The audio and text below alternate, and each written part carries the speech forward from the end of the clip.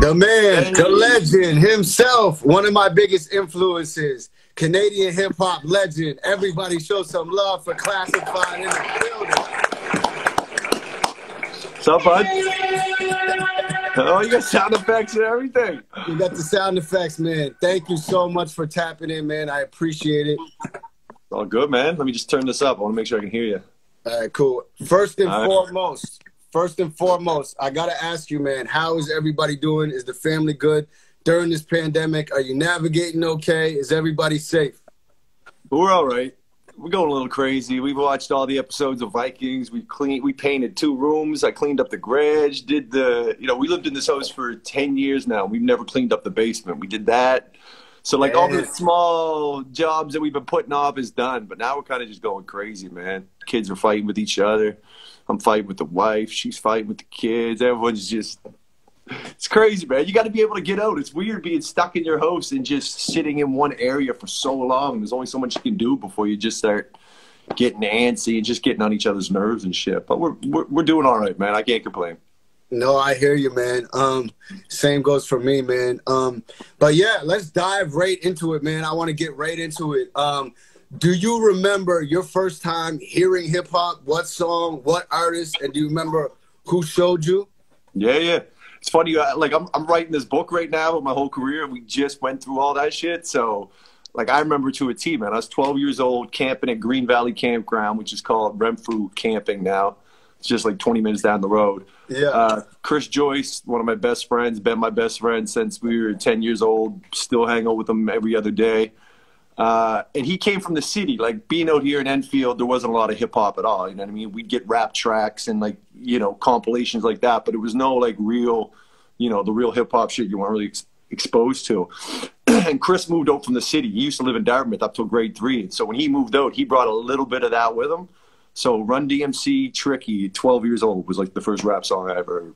Wow. Run DMC, Tricky. That's crazy. DMC, yeah, and that shit was old. Like, that wasn't, I didn't hear that, like, when it came out. Like, that came out a few years earlier, and then he showed me, you know what I mean? So it wasn't like I was up on it when it came out. I kind of caught up a little bit later. That's what I was going to say. I don't think you're that old. No. Yeah. Just a young guy, bro. Just a young guy. All right. I got a question to get into your career. What can you tell me about Jim's Cult? Jim's Cult. Cult the Gym? Cult the Gym. That's the one. Yeah. That was our first rap group. That was me being like, I was in grade 10. There was me who rapped and 3 other guys who rapped. AJ White, Matt McDougall, Scott Brown. They're all in grade 12, so they're older than me. And I found out that they rapped, and I kind of knew one of the guys, so I got in the group, and it was like, okay, cool, you're the only 4 guys that rap. You're all in one group together. And I have no idea where the name came from.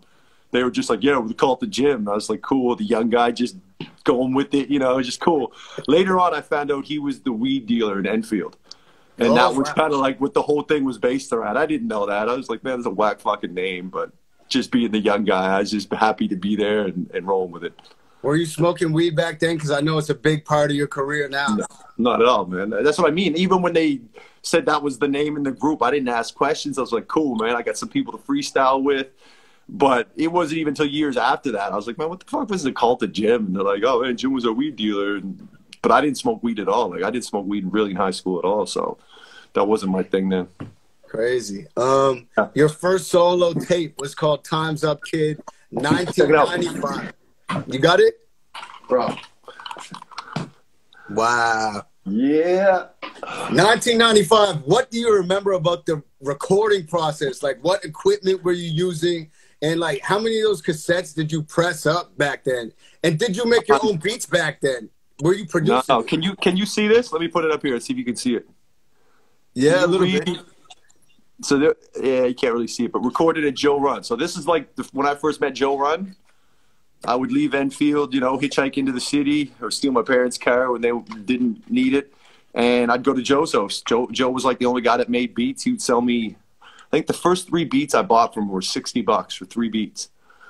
You know, and that was big back then. I was like, man, I need $60 to get these 3 beats. But I did 1 beat on this record or cassette, and everything else Joe did. Joe recorded it all. We used to do vocals up at CKDU in Dalhousie.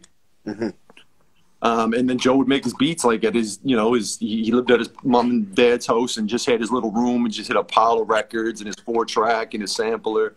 And that's kind of where I was introduced to all this. But like this picture of me was taken in my backyard in the winter in Enfield. So it was like all snow and trees behind it. This bridge in the background, that's from a mystical ad in the Source from like 95. No way. Yeah. If you can find, I don't know if you'd ever find it, but 95, there's a magazine, The Source, everyone knows about it. But there was an article for a mystical album or some shit. So I just cut out the bridge in the background because I thought it looked like urban and hip hop. Laid my picture over top of it, drew my name, cut that shit out, and then you take that to the photocopiers and get 100 photocopies of it, and that's how you made your album covers in the old days. That's incredible. So if I'm not mistaken, Joe Run was the one who taught you how to make beats, but you being from Enfield, how did you meet Joe Run? Like how does like a 15-year-old kid from Enfield meet some dude in the city? You know what it was? The Chronicle Herald. Chronicle Herald had an article about Joe and Helton and kind of all this shit. And, you know, we get that newspaper out here. So I remember reading it and kind of just being, you know what I mean? In those days, there was no artist from Halifax ever in the paper that did hip hop, stuff like that. So when I saw that, I was like, well, who is this guy? We got to get a hold of this guy. And I remember looking his name up, me and my boy, in the phone book, because I knew his last name was Surratt, Joe Surratt. So I looked in the fucking, I can't remember the name of it anymore. The Yellow Pages or something? Like not the Yellow Pages, but just the telephone book or whatever. AT&T or MTT or whatever. Exactly, yeah. And just looked up last names, looked for Surratt. There was like 3 of them, called all 3 of them, said, is Joe there? Is Joe there? Is Joe there? Got the right one. And then I said, hey, read your thing in the paper. You know, this is when we were called The Gym. So we did one song, we called The Gym with Joe. So we all drove in there, the 4 of us. I remember him showing us the 4-track. And for me, like, at that age, my dad was into music and stuff. So I was always like asking him questions. And he was always telling me, just get a 4-track. We were all saving up our money to go to the studio and pay for our studio time and try to record like that. But my dad was like, no, a 4-track. And I just didn't believe him until I went and met Joe and saw that, you know, he had this 4-track and the recordings he was making were, you know, they sounded just like it was out of a studio. So that was like my first eye-opening experience of like a home studio setup. So for those that don't know, is a 4-track literally what it sounds like? Like you only have 4 tracks? Like you can only have you never saw a 4-track? I don't think I've seen one. Oh, man, they're dope. One of my boys collects old gear. I was at his house a couple weeks ago, and he has, like, just piles of 4-tracks. So it's like, it looks like a little mixer, but there's a spot where you put your cassette in, and you got 4 tracks. You can, you know, put drums on one, usually the music on one, and then you got 2 tracks for vocals. And that's how you... There's no bass or, like, No, you could bounce tracks. So you'd put your... I remember I used to put the kick, snare, hi-hat on 3 tracks. Then you'd bounce all those down to 1. So you have your drums on the 4th track. Then you take your piano and your bass and you mix those with the 3rd track. And you could bounce some things like that, but you were so like, you know, what you get is what you get kind of thing. Like, you know what I mean? What you did that day is usually the start. Damn. So there's no going back and like punching in or anything like that? You could a little bit. Yeah. Like you could still kind of, you know, but it was just, you have 1 track to do it. So if you fucked it up, there was no going back to get the old take. It was like, okay, here's where I am now. Keep going, or, you know what I mean? It was a different time, but it was so brand new. It was just fun and exciting to even hear your voice on a tape that sounded like, oh, this sounds like I'm in a studio. Like that was enough to keep me moving and excited to see what was next type shit. No, I hear you. In the late 90s, you were a part of a group called Ground Squad. There was like 8 or 9 other members, including Tyrone from Trailer Park Boys. And you guys were actually featured in the Source magazine, which I'm sure was huge at the time. How did that group come about? How did you meet all those guys from such different parts of the city?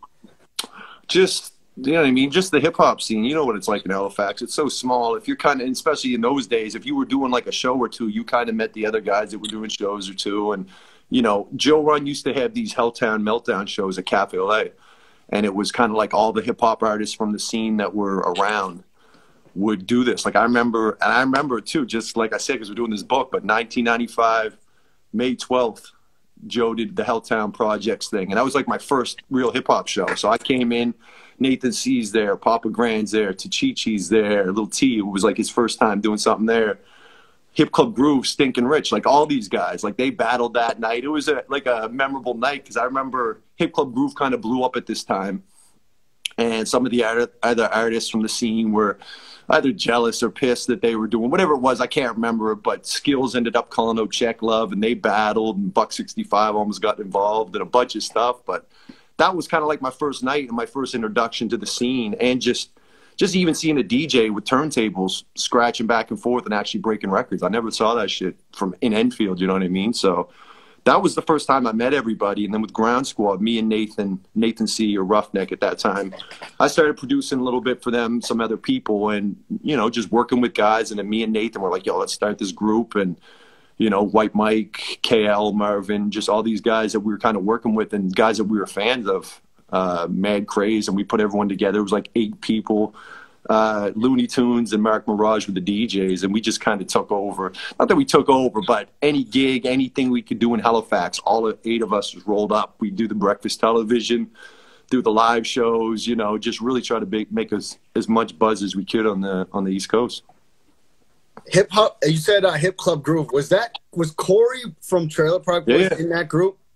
Yeah. Check Love. Yeah, okay. Yeah, they were big, man. Like, that was another thing. Like, when I was living out here and they came out and they were on Murder Records, which was Sloan's record label. Like, you know what I mean? They had cassettes and CDs and all that shit. Like, everybody out here bought that stuff. Like, it was like, oh, man, this is local. So it was like a big thing. I remember when they came out, like, they were like the Sloan of hip-hop around here. You know what I mean? People knew who they were, and they were doing their thing. Back to Ground Squad. I remember on your guys' album, there was a skit, and you guys dissed a couple people on this skit. One of the people you dissed on the skit. We dissed everybody, man. We hated. It was like if you were. It was us against everyone. That was kind of the attitude, and it was like, you know, hip hop mentality too. Like, you know what I mean? Oh, so and so said this. We'll write a diss record or whatever it is. So one of the names was DJ Smurf, who is now Scratch Bastard. Do you remember what was the problem with Scratch Bastard? Do you remember, or is it just you were dissing everyone? No, there was something. Ask Garnet Estabrooks, Martin Finch, because he always started the shit. Oh, I heard this and this and that and so. But it was something to do with, I don't even know if it was about me at this time. I think it was something to do with White Mike and Marvin, because they're from Sackville. Scratch was from Bedford. And supposedly he said something like they're whack or some corny shit like that. It's like, oh, you don't like me? I'm doing a diss record. So I was just part of the group, so I was there for it. But I didn't really know Scratch or DJ Smurf at that time at all. Yeah. You spoke about, you know, the hip-hop mentality, like the aggressiveness.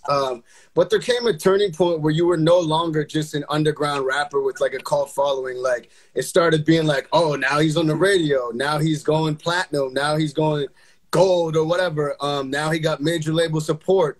Was there like one turning point where you're like, all right, now it's on? And did you purposely change your approach to music to reach more people, or was it just like a natural progression? No, natural, just more options, man. Like, but even like saying that, like, now I'm on the radio, now I'm going platinum, like that shit didn't happen until 10, 11 albums in. So there was, you know, 5 or 6 albums of just trial and error, trying to figure out what kind of sound I wanted. You know, working with a 4-track, you were limited at options. Then I moved up to like a digital 8-track, and that was like a game changer. That was like around the Now What album, I think, and the Hey Now song and all that shit. But no, there was never a time, and I'm conscious of this too, because I'm one of those guys that came up listening to underground rappers, and so gets a hit and then they turn all commercial. I'm like, yo, I'm never going to go that route. You know what I mean? I'm always going to have my underground shit, songs that might have singing hooks, might be danceable, whatever you say. But there was never a point where I was like, yo, I got to start making music like this now. Like, I'm a fan of music. Like, and I think that comes from me being a producer too, spending 90% of my life from 15 to 30 probably sitting in front of a record player looking for samples. Like, I spent probably more time doing that than anything in my career, of just digging through records, hearing different things. So, of course, like, things are going to grow on me, melodies and all this stuff are going to become just more, you know, appetizing to me to be like, oh shit, that sample's killing, I want to take that, put a break on it, whatever it is. But I don't know, I think like the turning point for me where I felt like, okay, this shit is starting to take off now, was when I left my job. You know, I went to Compton College for a year, got a job, got laid off, got the option to stay with the job, but I was like, you know what, I got unemployment for a year, I want to just do this music shit and go at it and see what happens. And that was like 2003, and I never went back to a job after that. And just kind of just having that work mentality too. Like, I treated music like a job. Like, when I stopped going to work, I would get up at 9 or 10, hit in the studio, and I'd stay there, do my emailing or whatever it was at that time. and, you know, work right till 5 o'clock every day, Monday to Friday. And usually after that too, because that's when friends would get off that rapped and they'd come over busy, you or Brew or whoever, Special K, you know what I mean? Like, so there was always music around, even when I wasn't doing my own shit. Yeah, speaking of that environment, was that on Conley Street? Like, that's the house you're referring to? No, I'd even go back to Kennard Street. Kennard Street when I was living with Chris Joyce. So just as like the Grand Squad thing was kind of finishing up, that's kind of when I left my job. So I lived on Kennard for 3 years. Then I moved to Lead Street for a year, and then we moved to Conley, and that's when I met you. That's when I remember. And I know I asked you to do a video about you meeting me for the radio programmers when I was pushing Confessions, but that's never something I put out there. Do you remember that day, like when I came over there? Like, what can you tell? What was your memory of I can't remember how you got a hold of me, because this might even before email. Like, this might have been, I don't know how you got a hold of me. Jay Bruce said he would produce a song for me, and we could record it at your house, and I think that's how I got to go over there. Yeah. So yeah, I knew you were coming over, but I remember, because my girl was working, she'd go to work for the day, and I'd just be in the house by myself. And I remember cooking sunrise hamburgers out on the back deck on my barbecue. And these two kids who I thought were cute. Was it Dickie with you? No, it was my boy Kelly Sear. He used to go by the name of Shifty. He was my first rap partner. Okay, yeah. But I remember, I guess it was you two, but I didn't know at that time. But I remember two young kids pulled up on their bikes and were by my garbage. I remember you guys kind of threw your bikes over in the backyard area. I was like, who the fuck are these kids coming over here? And then knock on the door. Hey, what's up? I'm Quake. It's like, oh shit, all right. And how old were you then? Like 14, 15? Yeah, I was probably 14 or 15. And I remember my mom didn't want to let me go. She wanted me to bring my dad. And then I was like, can I bring my dad? You were like, nah. And then See, now I'd be like, shit, bring your dad. I'll go. Your dad's cool. I've hung out with your dad a few times, but yeah, those times it was still like young man's game. You know what I mean? And I'd be like, yo, this kid's coming over. I want to smoke my weed, do my thing. I don't want to worry about some kid's parents sitting in the background. Like, that to me felt like work, and I never tried to make music feel like work. You know what I mean? And bringing your dad over and kind of watching over things just was like, yeah, bro, I don't know, man. I'm not really feeling that. He probably would have smoked with you. But I remember you guys spraying me down in Cologne when I left there. Like, hold on, just stand. Yeah. I didn't want to send you home and be like, oh, yeah, I went to that classified house and they just smoked weed and shit. That's funny. I don't remember that, but that sounds like some shit I would do. Yeah, man. Us being in 2020 now, it's no secret that hip-hop is the biggest music, the biggest culture in the world. People from all races talk hip-hop, participate in hip-hop. You know, they're artists, they're DJs, they're producers. But I know it wasn't always as easy for a white rapper back in the day when you were starting out. On your song, High School Behavior, you had a line, shit, I used to dress like Snoop Doggy Dogg. People used to laugh, but yo, I laughed it off. My question is, was it really that easy to laugh it off? And with hip-hop being like, you know, a black origin music and Halifax having such a black population back then, did you face any animosity in the beginning, you being white, and especially you being from outside of the city? Like, was there any backlash? Like, a few different ways. Like that show I was telling you about, the Helltown show, May 12th. A couple months after that, I remember Joe One telling me 6'2" was going to call me at that show and battle me and diss me at that show. Just because I was from out of town. He thought I was whack, whatever it was. But for me, like, I honestly never felt a lot of backlash from black people. I felt it more from white people. Yeah. From my school, like, I specifically remember people, I can name names, but I'm not, because I'm not that guy, but I can remember people, you know, when I was doing my variety shows, giving out my cassettes in the hallway, people laughing, like, straight up, being like, fucking rap, what the fuck is wrong with you? Like, you know what I mean? Like, white guy, this is before Eminem, this is before all that shit. So you gotta, you know, you had Host of Pain and Vanilla Ice, and, you know, if you dug deeper, like Third Base and, you know, Beastie Boys, but that was still more rock type shit. But then those same people that said that shit in high school, like I've seen years after, and they're just like, man, so proud of you that you kept going with it. I'm just thinking in my back of my mind, like, fuck you, man. Like, you were one of the worst people hating on me for what I did.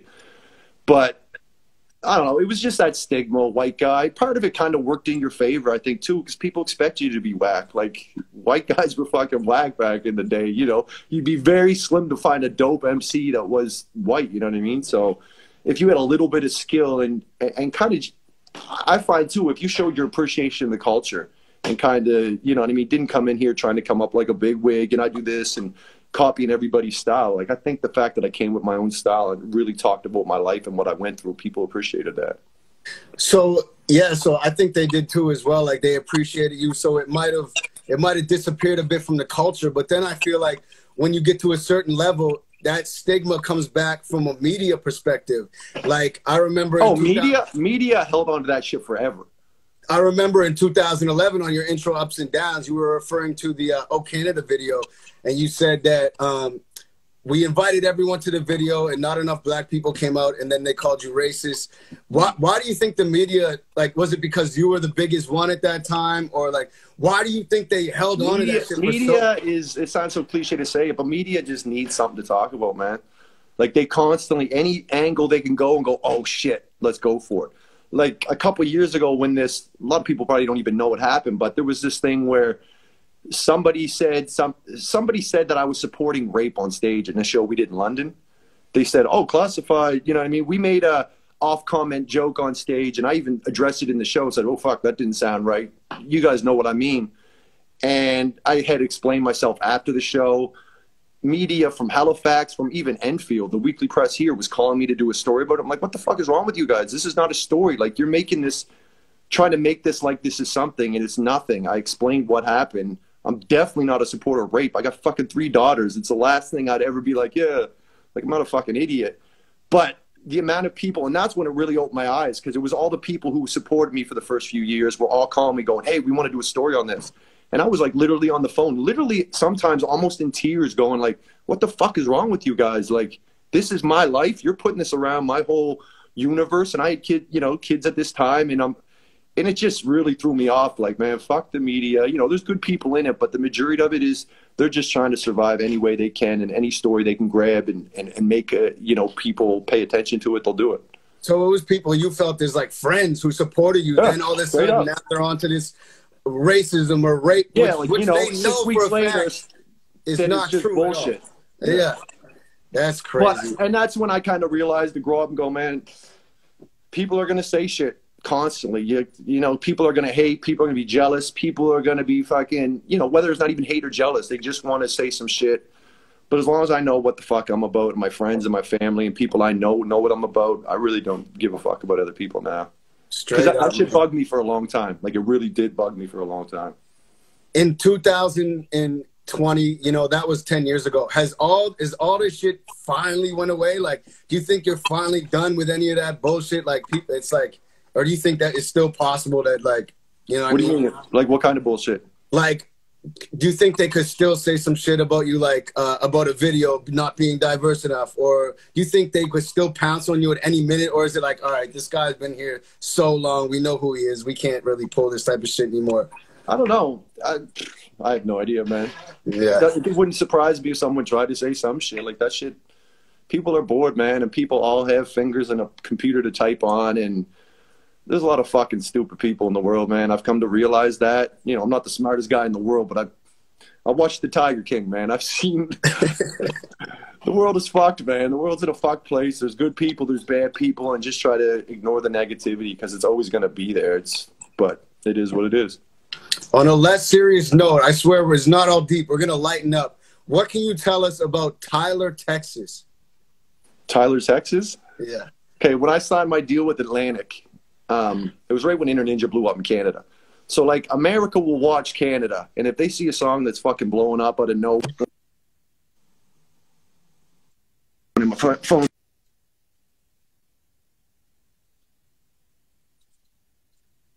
Up. So yeah, we're losing you for a minute there. Oh shit! Let me know if I'm back. You're back. Okay. So yeah, Inner Ninja was blowing up in Canada. American labels, they kind of watch what's going on in other countries. They see a song blow up, they go, shit, okay, this song's got something. So we had like Atlantic, Capitol, a couple different labels who all reached out, wanted to sign me. We ended up signing with Atlantic. But when I did the deal, I was like, yo, I got kids. I've been grinding out in Canada. I'm kind of comfortable where I'm at. I'm not signing this deal and going grinding out in the minivan for 6 months and touring and all this shit. But I'll do the deal if you want to just take the song, go to radio, and if you can blow it up, then fucking there we go. You know what I mean? We'll do the thing. And they were cool with that. but they want to do some promo. They're like, but you got to come down for like a week or two, just do some promo dates, some radio shows. So I was like, cool, let's do it. So our first date was Tyler, Texas, which I've never even heard of. You know what I mean? It was just some small town. And they flew me in, the whole crew, Ivy, Brew, everybody. We pulled into this town. We go to the show. We try to stop at a liquor store. There's no liquor stores in this town. There's wine stores, but that's it. But they don't sell liquor. So we're like, you know, when we do shows, we like to have some drinks, smoke some weed. And in those days, weed wasn't legal. So if you needed weed, you just walk down the street. I remember Jordan used to just sing, "Who got marijuana?" Just top of his lungs walking down the street. You find the right guy to be like, "Yo, you guys need some shit?" And that's how we used to find weed. No weed in Tyler, Texas, but everyone was offering us coke and pills and all this shit. And that's just not my thing. So I'm like, okay, whatever. Kind of in a shitty mood because we can't get no liquor, can't get no weed, but we pull up to the show. And it's like an outdoor. It reminds me of what I used to see at Enfield on July 1st, like the Canada Day Parade. You know, they'd have a couple little rides and a couple local groups playing and, you know, your Uncle Dave's fucking band playing, you know, cover songs or whatever. And we're like, what the fuck? We just flew here for this? So we did the show. And as I'm doing the show, I'm looking at Ivy, just kind of like next song, and I'm kind of rolling my eyes. Just, I'm in a shitty mood. I'm kind of approaching the whole thing pretty shitty. But I am mad. We just flew for 6 hours down to here to do this. And the guy who ran the station saw me just looking back at Ivy being like, fuck, let's just go. Let's get this done. And as soon as the show was over, he dropped my song. And this station, for some reason, Tyler, Texas, was like a pivotal station in building in this territory or whatever.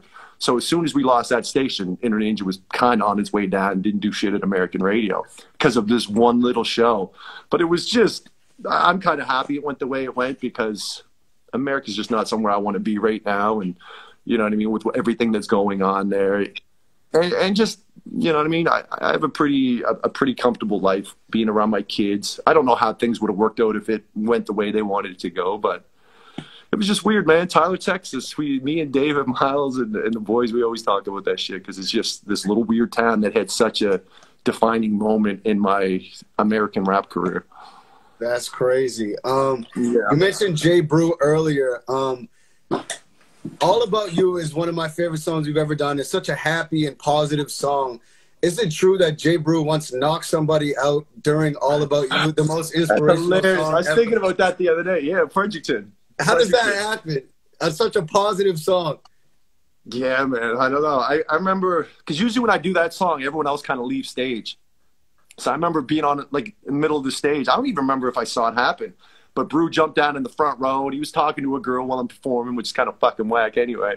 But then some guy came up and was like, yo, that's my girl. And Brew was like, and then he kind of faked at Brew, and Brew was like, do something. And Brew fucking nailed him. And I didn't see any of this till the show was over. And then Brew was like, yo, I think I knocked out somebody during All About You. I was like, fuck, man. Could have did it in a, like, Find Out or something with a little energy, you know what I mean? But yeah.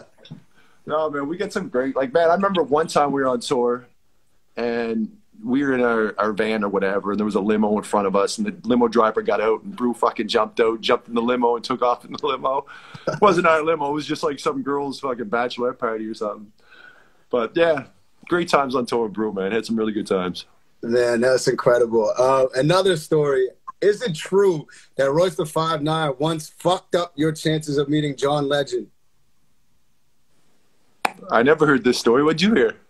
I heard that you guys were on your way to catch a flight to meet John Legend somewhere. Shit. And his laptop. Yes. Yeah. Fuck, I forgot about that. I think we were in Edmonton or something. And we left. Royce left his laptop at the hotel or the venue or some shit. We drove for 3 hours to the next venue. We had to go back and get the laptop. And then when we got back, well, where was John Legend at, though? I remember Royce leaving his laptop, and we had to backtrack for fucking hours. But I don't remember the John Legend thing. Maybe he was. I don't know. But yeah. I don't know where he was at. That's just something Ivy told me to ask you. Yeah. I remember. Royce is the man. I was talking to Royce yesterday.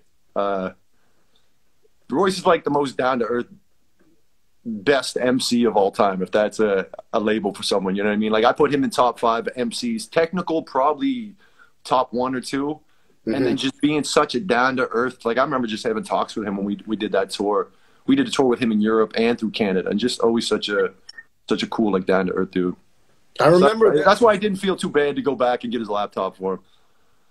I remember during those tours, that was when like the hype, Joe Budden like started YouTube blogging for rap, I believe. Like the Joe Budden TV shit, that was like the biggest blogging thing in rap. And I remember that they were doing all those Joe Budden TVs, and it was like, that was like my favorite rapper at the time. And it was like bugging me out to see like you and Ivy and these Joe Budden TVs. Man, me too. Like, you know what I mean? Like these guys were like, you know, in the hip hop, especially Royce, but Joe too. Like he was a big hip hop artist, you know, big fans of them. And they were all cool. But I remember, like, the first show we did with them, because they all had border problems. So the first show of that tour was Montreal. And I remember we did the show, got off stage, and then they all showed up. So then we came in the back room, and Keno, Royce's manager, who I knew from before, brought us in to introduce us to everybody. And it was kind of like meeting everybody, like, hey, this is Class. He's going to be on the bus. And I could tell every one of them was like, who the fuck is this guy? Why is this fucking dude from Canada on tour with us? And I'm, like, walking around in the circle like, hey, what's up? Royce I kind of knew because we did something before, but he was still kind of just, hey, what's up, man? Good to see you. And that was it. And then we had to get on the tour bus that night, and I was just like, man, this is fucked. Like, I don't like the vibe right now for a month. I can't live with people like this for a month. That I feel like they're like, why the fuck is this guy on the bus? And then we did Ottawa the next night. So we all went to the show, and they were all backstage. And as soon as they saw my show and I came off stage, every one of them was like, man, we didn't know. Like, it was probably one of the most satisfying fucking hip-hop moments for me, because just how I felt the day before. And then after them seeing us going through the, you know, the motions on stage in Ottawa. And then when we came off stage all sweating, feeling good, and every one of them was just like, man, we didn't fucking know. And all giving us props. And it kind of felt like, okay, now they know what's up. And from that point on, like, especially Joe. Like, Joe would hang out in our room more than anyone else, because this was right after the Royce beef. The Joe Budden, Royce had their little beef. Like, this is before Slaughterhouse, I even think, started. And then Royce and D12 just had their beef too. So everyone on that bus had beef. So we were kind of like the, hey, what are the guys from Canada doing? Let's go hang out with them guys. No, that's incredible, man. Yeah, like I said, I remember watching that, and that was so big to me. Like, it motivated me to be like, wow, this is like possible. That's super incredible, man. And that was like a month. I remember when they first called us to do that show, because we were touring Canada, already making some money doing touring. And they called me and say, hey, this was October. I had my first daughter October 1st. This was the end of October. And Obi Trice was supposed to be on that tour, but he couldn't get through whatever it was. So Chris McKee called me and said, hey, man, do you want to do this Royce tour? We got $500 a night. I was like, $500 a night? I'm not going on fucking, you know what I mean? Just, didn't make no sense. I just had a kid. I was like, I'm not doing a show, you know, shows for 5 times less than what I'm making. And I just had a kid. But doing that, after sitting on it for a couple of days, going, okay, you know what I mean? Travel was all covered. So there were certain things like that were covered. But building that relationship with them guys, which they ended up taking me to Europe a month or 2 after that, was just so important. And, you know, it sucked being away from the kid, but those are kind of like those sacrifices that you sometimes not sure if you should take, and then you take them and you're like, fuck, okay. You know, I got to do Tim Westwood with all them guys when we were in Europe. And that was like another moment where I was like, shit, okay, Royce is like the best MC in the fucking world. I got to go after him. And I remember I did it. I spit my verse, and fucking every one of them were like, whoa. Even the janitor. I remember the janitor came in as we were going out, and he's like, yo, who was the last guy that spit? You know, like, that's Class, man. And, you know, just moments of those, being a fan of the culture and the scene, and never really knowing if I kind of fit in this world. And you get those moments. It's like, you know, I do what I do. It's different than most hip hop artists, but the ones that I appreciate and respect seem to respect mine too. So I was going to ask you about the Tim Westwood, because I remember watching it, and then I remember Royce going first and be like, the engineers and riot gear, and he was just spazzing. Going off. And then I'm like, oh my God, what is he going to do after this? That's what I felt, bro. I felt the same shit. Like, all day I was like, what verse am I going to fucking spit? And I spit the one that I rapped on the track with you. Yeah. The Chino XL track. But yeah, man, like, those moments are just, those are the best moments, man, when you're nervous about something and it goes off and you're not sure what's going to happen, then it does, and you're like, fuck, okay, the payoff was there. Do you still get nervous going on stage at all? Like, do you think you could do it sober if you had to? Like, that's something I struggle with. I'm like, you know what I mean? I'm kind of like, I got to take that edge off, because the nerves are still there, even after 10 years. You being like someone 20 years, is there still nerves, or is it just like, whatever? Like, anxious for me. I get anxious. Like, if you see me, well, you know, backstage, I usually can't sit still. when we were on tour together, Ivy and Mike are sitting watching a movie an hour before we go, and I'm like, come on, guys, let's fucking have a drink. Let's do something. And I just get anxious. Like, but as soon as you go on stage and kind of get the vibe of, okay, this is what it is, it kind of settles down. Not nervous, though, but I could definitely do shows sober. Like, we've been doing these acoustic shows, and I do those sober because it's such about lyrics, and you slip up one word and the whole fucking place here is it. So I don't drink for those, but the liquor thing is, it makes it fun for me, man. Like, when I'm in here working, I don't drink, but when I'm on stage with the whole crew and everybody in the bar is drinking and having a good time, I think it really puts me in the mind state of everything else that's going on, and it makes our show funner. You know, Brew will chug a beer, fucking Mike's over there chugging drinks, we're all laughing, cheers. Like, it's a vibe to our show that's like, yo, we came to have a party, we came to have a good time, and let's enjoy ourselves. Speaking of party and drinking and smoking dope, Trailer Park Boys embodies that as a show. And on season 10, they had Snoop Dogg during that season. So he spent a couple weeks or days in Nova Scotia, during which time you recorded the song with him. Where was that recorded? What can you tell us about that session, collaborating with a childhood hero, Snoop Dogg? Like, what was the session like? What walk us through it. Well, we were trying to do I was trying to get this Snoop record. Like, I had the record done, the No Pressure one, 3 verses, you know, the Dave Sampson one. And it was like, you know, on the East Coast, on the West Coast, and me and my manager started kind of joking, be like, man, cool to get something from the West Coast. And we said, man, imagine we got Snoop on that shit. And it was kind of a joke. And then we both kind of went quiet on the phone. We was like, man, maybe we can get Snoop on this shit. Like, this is right after Inner Ninja, 3 Foot Tall, Higher, all just went fucking platinum. You know, we got a little bit of money in the bank, so we afforded to spend a little bit of money on this next album. And it kind of went from that, bouncing back with my manager and his manager for months, and nothing happened. And then as soon as I found out that he was coming to Nova Scotia, yo, we hit him up, and we're like, yo, Snoop, you're 20 minutes down the road from class. And this was Wednesday morning. I remember this shit. It was Wednesday morning, and then Snoop's manager called me and said, hey, Snoop's coming to your house tonight. We're doing the track tonight at your studio in Enfield. So I'm like, you know, trying to play it cool. Like, yeah, okay, cool, sounds good. Hang up. I'm like, what the fuck? So I call everybody I know, like, yo, we're having a party. I know it's Wednesday night, but it needs to be a party in this whole fucking house, in the yard, everywhere. Like, I want Snoop to come in and have a good time type thing. Everyone was down. They're like 6 o'clock. His manager calls back. Oh, Snoop can't do it tonight. How about tomorrow? It's like, cool, tomorrow. So we changed all the plans to Thursday. Calls back Thursday night. He's like, Snoop can't do it tonight.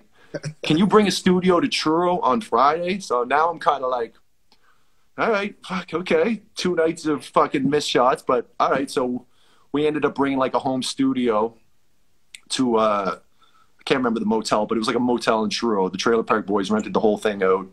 You know, so it was like Snoop was there, Webster was there, Tom Arnold was there, and, you know, they just gave us a hotel room. So we brought our studio, set it up in there. Snoop came in. We hung out for maybe like an hour and a half, smoked a couple joints, did his shit, and it was cool, man. Like, it was pretty much what you think it would be. Like, and you got to take it into account. Like, me being a fan of Snoop since I was 13, 14, you know what I mean? I kind of lost the whole let's be classified. I'm just like Luke Boyd being like, yo, this is my fucking childhood hero. So he walks across. I remember I was sitting out front of the hotel room with Snoop and his bodyguard or whatever walking across the parking lot. And he's wrapped up like fucking looking like someone's grandmother, just like coming across the thing. So, oh, what's up, class? What's up, son? Or whatever he said. Just goes in the room. My brother and kid were with me. So the 3 of us are in the room, Snoop, his 2 bodyguards, and Snoop's manager. And then as soon as the door shuts, I look around and Mike's gone. So I'm like, Mike already got kicked out of here. I don't even know who kicked him out. So then we're all in the room, and Snoop's kind of quiet, still kind of, you know, he doesn't know us. How many times does he do this for people? That's kind of what's in my mind. It's like, I can't expect this guy to be like my best fucking friend or something. Like, this is his job. He probably does this every fucking 3 nights in a different town. But super nice dude, super down to earth, whatever. And then his bodyguard, I remember, looks at us and goes, okay, you guys got to get out now. And I'm kind of like, the fuck are you talking about? So I'm first thing I was like, man, this is my song. I'm producing the record. And then Kid, you know, Kid, well, some people on here I'm sure know Kid. Kid was like, we ain't going nowhere. So me and Kid are sitting there, and there's 2 fucking massive bodyguards. And then Snoop looks over and goes, nah, it's cool, cuz, let him stay. So I'm like, okay, what the fuck was that? Like, it was kind of weird, but it almost felt like this is like what they do when they work with an artist they don't really know. They get in the studio, the bodyguards go, hey, you guys got to get out. And if Snoop's not really feeling, let me probably just get the fuck out. I'll do the track, you know, be happy. But he was cool with it. And as soon as he said, nah, they're cool, they can stay, the whole thing changed. the bodyguards left. Snoop broke out the blunts. We started smoking, talking, and it was super chill. But if Kid didn't fucking step up, like, yo, if you think we're fucking leaving right now, you're crazy. Like, so big up to my man Kid, because he wasn't backing down from these 7-foot monsters, man. Shout out to Kid. So who was gonna like hit record and actually track the vocals if they kicked you out? Thomas, who works at Joe Plaskett's studio. Oh, I know Thomas. Yeah. So David Miles was actually the one because I was just gonna bring my own shit, and Dave's like, man, you don't want to worry about that shit with Snoop there. Like, pay someone $200, bring their home studio. So Thomas came in, set up his whole studio and the thing, so we could just kind of sit there and vibe out and do our thing. Didn't have to worry about recording.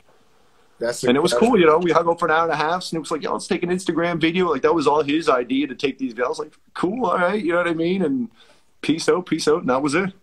That's fucking amazing. Do you know how long it took him to write his verse? Did he write it down, or was it just like freestyle? Like, no, he was right. He was right, because we pulled up at like 6 or 7 Friday night, and they're like, yo, Snoop needs a couple more hours. He's still writing.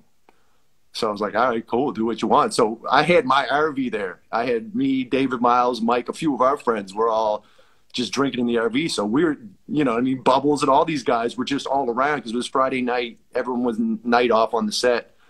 So we were just, you know, chilling at this hotel party until someone said, hey, Snoop's ready. He was like, okay, let's go to the room. Did the vocals, did all that shit. He took off, and we just stayed in the room, kept drinking, and then Webster walks by. Just like, you got to think, like, I didn't know Webster was there. You know what I mean? We're sitting in the fucking hotel room, and he just walks by, and we're like, what the fuck? That was Webster. He comes in, hey guys, what's up? And then Tom Arnold, just all this random shit one night in Truro. But yeah, it was cool. How many times did you run the verse back after Snoop left? I know whenever I get a verse from like a big... Yeah, that was cool, like in the studio, but at that point we were drinking. There was a ton of people around. Once I got back to the house on Monday and started fucking with the acapella, that's when it sunk in. Because, you know what I mean? The whole time I'm hearing the track, his voice is on the track. But once I took out the beat and just started playing with his vocals, it's just like fresher than fresh, you know, whatever the fuck he said. And you know what I mean? Yo, class, this bag is whatever. I can't even remember what he said right now, but that's when it kind of hit me like, I'm fucking producing a Snoop Dogg track right now. Like, that's, you know what I mean? That's probably one of my biggest moments in my career of childhood hero. Like with Royce and all them guys, it was cool, but those weren't guys that I grew up on. Snoop was like a guy I grew up on, so. I hear you, man. Speaking of like big moments, you've told me like you can't do anymore. Like, you've done enough. You've told me probably for the past 5 albums, like, this is my last hurrah. I'm done. I can't do anymore. But then you always come back and do more. So what is the feeling that makes you say, all right, I'm done? And then what is the feeling that makes you change your mind and say, no, I got another one in me? The feeling that I'm done comes from just putting it all out there. Like when you make an album, you know what it's like, man. When you work on an album, especially where I'm making beats and I'm doing this and I'm like, yo, I wanted this story to be on this. And it's just, you know, 8 or 9 months of thinking about nothing other than music. I go in the house, I say hi to my kids, and hey, what are you guys doing? And we're playing stuff. But in my mind, I'm just thinking about what I was working on that day. So I'm usually pretty exhausted by the time I'm done an album. Like, man, all my best punchlines are on there. All my stories I had saved up are kind of there. And that's it. Like, that's how I feel right now because I just finished this EP. But then after 3 or 4 months of sitting home and kind of just like, you know, it really starts with like, man, I'm just going to go to the studio, smoke a joint. Okay, I got nothing to do. You know, if I'm not producing somebody else's shit, I'll turn the drum machine on and you just start making a beat and go, fuck, this is cool. And then as soon as you get inspired from one little thing, whether it's a song topic, like the last album was Powerless. That started the whole fucking album. Was I had that topic, made that song. I was like, I want this, you know, I got to keep going with this. This is something. But usually it starts with a beat. I'll make a beat that I'm like, I can't give this beat away, man. I got to write something to this shit. And that's kind of where it all starts. And then as soon as you get down that rabbit hole, it's like, oh, fuck, I can make another one better than that. Or I got this other idea, and it just, and then it happens again. That's crazy, man. Obviously, man, you are a special breed. You are one of the hardest workers I've ever seen in my life. You are undoubtedly the most successful hip-hop artist to ever come out of Nova Scotia, let alone Canada even. What do you think separates you? Like, nobody else in Nova Scotia has been able to break through the way you have. Like, so many have tried. What separates you? What is the difference? What do you think? Is there a secret? Is there advice you could give? What has made you able to break through and literally no one else has? I don't think it's one thing, honestly. Obviously, like you said, the hard work, just working, going. There's no downtime. Having a good relationship with my girl. I was never had a lot of girl drama in my life. You know what I mean? It'd be hard to focus on music, but I was trying to keep my fucking personal life together. I've always been pretty lucky to be able to keep that together so I can kind of focus on the music. I think timing of when I came out, you know what I mean? White or whatever it is, Canadian, rapper on Much Music. There wasn't that many at the time, you know what I mean? Especially rapping about what I rap about. Like, I feel like when Kanye came out, I was like, that's what I've been fucking trying to do. A guy who's like middle class, raps about his feelings, raps about what he's going, not scared to say what some other people won't say because it makes him look like a pussy. And he makes all his own beats and he's all there. Like, so I feel like that was something that I kind of came out before a lot of people were opening up like that. So I think that kind of got my foot in the door. I think being on the internet earlier than a lot of people, like the whole mp3.com and Napster, like I know so many people are like, yo, I just heard for you from Napster, which what year was that? I can't even remember now, but there wasn't a lot of Canadian artists or, you know what I mean, putting their shit on Napster at that time. So I don't think it was touring's another big thing. The fact that I didn't just sit in Halifax and keep doing shows in here. I went on a Greyhound and went across this country and did that 5 or 6 times before it actually started to turn into something real. And then just luck, man. Luck is a big part too. Like I really believe my new EP, I think, is going to be called Timing is Everything, because I really feel like so many things, like even from O Canada coming out, that came out and all of a sudden, oh shit, the Olympics are in Vancouver this month. Didn't even think of that shit.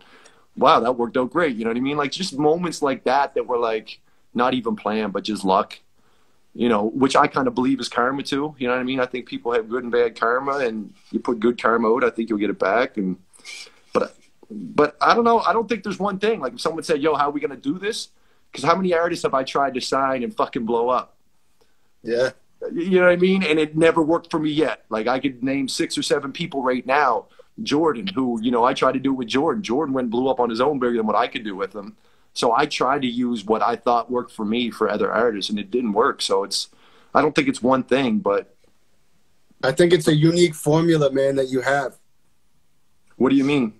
Like your formula is unique to you. I don't think you can apply your formula to another artist, because I think your formula that you think like, do you mean like business wise or music wise? I think like music wise, production wise, your production suits you so well where maybe it doesn't transfer over to someone else exactly. Everything I think is just you have such a good formula that works for yourself that's so different from others. Yeah, maybe, because I do find like a lot of people, not a lot, but you know, on tour, like, oh, dude, this is the first rap show I ever been to. Like that vibe, you know what I mean? I'm sure you get that shit too, but even people who are like, yo, I don't really listen to hip hop, but something about yours gets me. Whether it's, you know, the catchy hook in it, whether it's talking about shit that's more relatable to people that might be coming from my world. I don't know what it is, but there was never any thought out process to it, I guess. It was just kind of like I used to rap, but I just keep bringing up these things because we're going through this book thing. But I used to rap. I remember when I first went to Joe Run's house. You know, my first rap was like rat-a-tat-tat with the gat, swing with the baseball bat. And Joe was like, what the fuck are you talking about? And I was like, man, I don't know. I'm just a 15-year-old kid trying to make rap. And he told me, like, man, rap about what you go through. And from that point on, like, never rap like that shit again. It was literally looking at my life and going, what am I feeling? What am I going through? Because other people are going through the same shit I'd be going through, but not a lot of people are rapping about it. And I think that's why they can relate to it. I hear you, man. It's gonna kick us off here in probably about 5 minutes, but how come? It's an hour max on Instagram. We can sign back in if you want to keep going. But advice for artists in 2020 to maintain a long career, because these days what we're seeing now is a lot of one hot song and they're gone. What's the advice to an artist who maybe wants to be a legacy artist and maintain a long career if they're just starting now? Probably the same shit I've always said. Tour, do shows. Like there's a million motherfuckers that can stream a song and get 10 million streams, and they come to your town and they get 4 people at the show. Like I still believe that once you go face to face with somebody or do a song and they see you perform it, like that makes long-term fans. That makes them proud to be your fan because you knew them before anyone. Like I got so many people that still support me from 15, 20 years ago that are like, I was there for the show with 20 people. And, you know, they take pride in that shit too, to be like, yo, I recognize this shit before everyone else did.